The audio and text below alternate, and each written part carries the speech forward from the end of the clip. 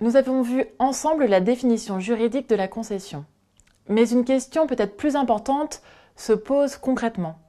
Quel est l'intérêt de ce mode de gestion par rapport aux autres, et notamment par rapport à la gestion en régie des services? Il convient de rappeler au préalable le principe général pour les personnes publiques de liberté de choix du mode de gestion du service public.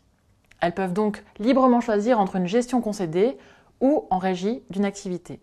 Quels sont donc les principaux arguments qui peuvent conduire une personne publique à décider de concéder la gestion d'un service ou la construction et l'exploitation d'un ouvrage?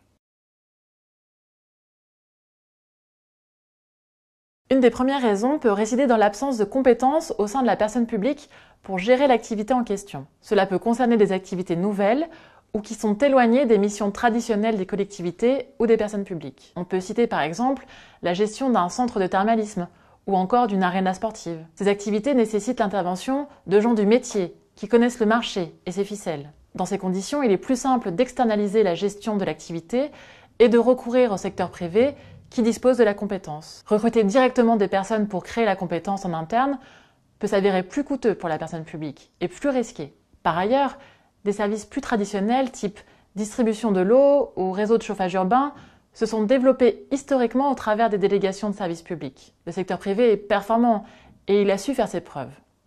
Il peut être dans ce cas plus rationnel pour les collectivités de recourir à la concession que d'internaliser la gestion du service qui nécessiterait également des recrutements spécifiques. Enfin, dans la même veine peut se présenter le cas du projet complexe, construction d'un ouvrage d'art comme le viaduc de Millau ou d'un ouvrage multi-activité qui requiert une expertise dans plusieurs domaines différents et des réponses innovantes. Là encore, le secteur privé peut offrir tout son savoir-faire à l'administration.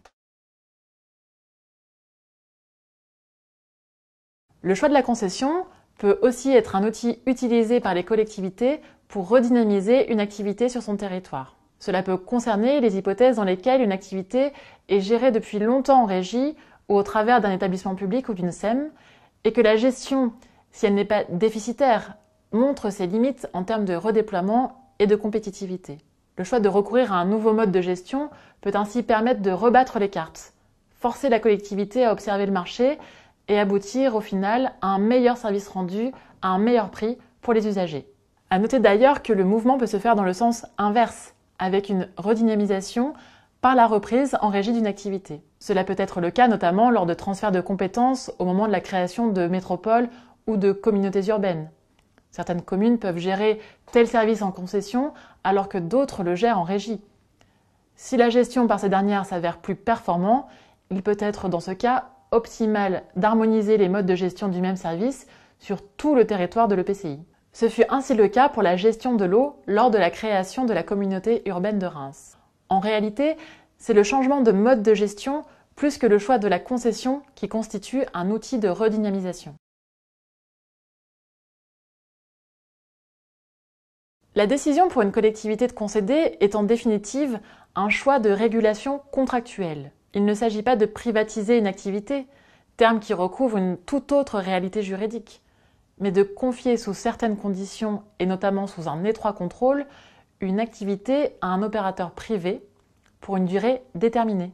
La privatisation fait référence pour sa part au transfert d'une entreprise détenue par des personnes publiques au secteur privé. Par exemple, les sociétés d'autoroutes étaient auparavant des entreprises publiques, détenues par l'État. Elles ont été privatisées par l'État, c'est-à-dire que ce dernier a vendu à des entreprises privées ces sociétés. Aujourd'hui, les sociétés d'autoroutes n'appartiennent plus à l'État, mais à des entreprises privées. Toutefois, ces entreprises ne sont pas propriétaires des autoroutes qu'elles gèrent. Elles sont en effet titulaires d'un contrat de concession qui leur confère des droits et des obligations pour une durée déterminée.